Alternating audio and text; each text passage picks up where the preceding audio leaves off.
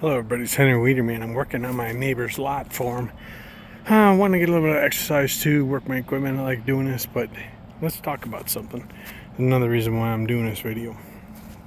So, this lot was covered in leaves. We must have done 50, 60, maybe 100 wagons full of debris already, and we burned it. So the other day, Saturday we were burning, and my spark jumped over here. And I managed this. I let this burn out. But this is what forest fires start. This is how it does it. Normally this was all covered. See all that tangleweed and all that over there? This was it. This lot was covered in it. It was over my head. So we've cut it all back. We burned it all up. We pulled it back. But this is the leaves on the bed of the land. And what's happening is soon as the spark hit it, whatever is dry, you can watch it snake out and burn whatever was dry. And I managed it with a rake and a shovel and some buckets and some water hose. But it burned quickly. It took less than 20 minutes for this to start, which started up over here and then traveled all the way along and just followed whatever it could burn. And the spots that were too wet, it didn't burn. And it just torched this. I had to pull all the debris as much as I could away from the tree. Because what happens is it gets up against the tree and the bark is all dry, and that heat just flies up and rises, right? And I'm not no fire expert. I'm just telling you from a kid burning wood with my dad, cutting trees down, clearing fields and stuff. I've seen this before. And it travels up. Now this tree, I've already pulled the tangleweed down. There's still some on it, and I call it tangleweed, but this crazy tangleweed gets up in here. It's hard to pull down, but anyways, it climbs up the tree, and that becomes a slough or a chute for the fire to go up. And then it goes up these pine trees, which are all dry on the bottom typically, and then this turns into a giant matchstick. And the funny part is they'll burn all the bark off and can't get to the core of the tree because it's so thick, so it'll leave it a matchstick. So how's that happen? Let's go over here. So I cleared the base of that tree off. So that stuff just collects bark and needles and barks and leaves and needles and debris, and then it becomes a big torch, see? And this stuff burns really, really fast. So I was fearful as this was burning that it would jump over here to the tree. So I snuffed it off and I didn't let it go because I didn't want to, it's too hard to clean all this debris out. And this is where the firefighters fight. They fight all these sticks and stumps and stuff, right? And then it gets up to these trees, these pine trees, and they're old, and that bark is dry, and it just turns into a giant matchstick, climbs right up the tree. See all that tangleweed? And it goes right up and turns the top into an inferno.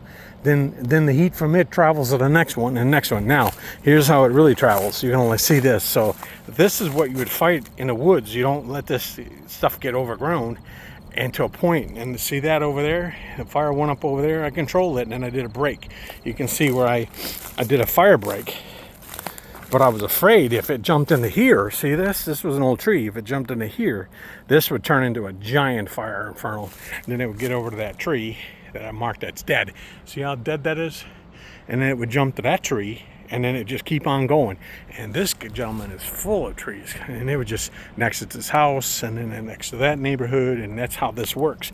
And that's why I'm out here clearing this. I told the owner, when I met him, I said, we really need to get this lot cleaned out because there are people that drive down the road with a cigarette butt and they toss it out the window.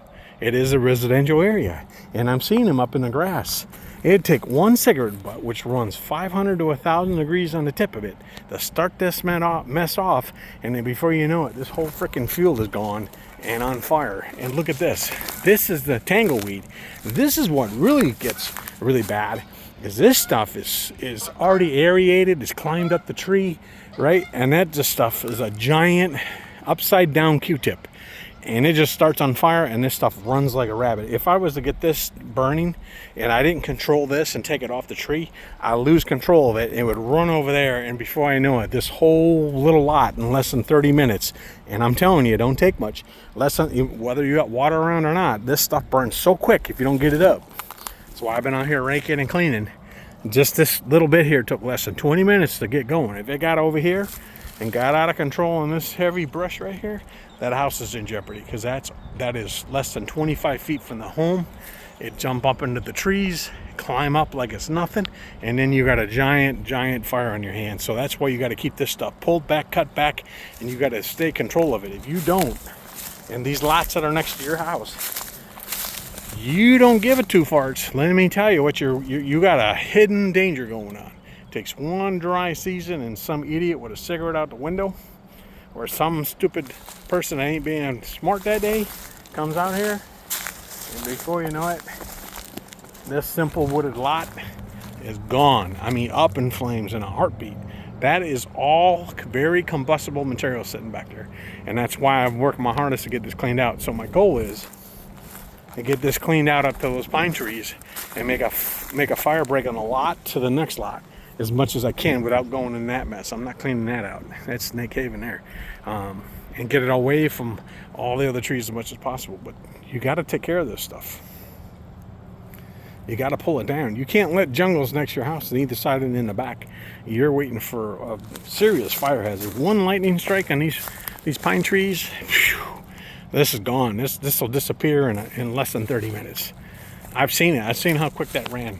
I mean, that was fast, and it was kind of moist out. It was still kind of early in the morning, but anyways, you got it. I'm gonna clean all this out and all that tangleweed around that tree, get all this heavy brush out, and then we're gonna be filling this in with dirt, and that'll also mitigate it. But anyways, my point of my video is clean up your lot, take care of it, get all this tangleweed down, because this is all nothing but fire. It'll travel fire right up that sucker, and the top will be lit up, and that'll be it.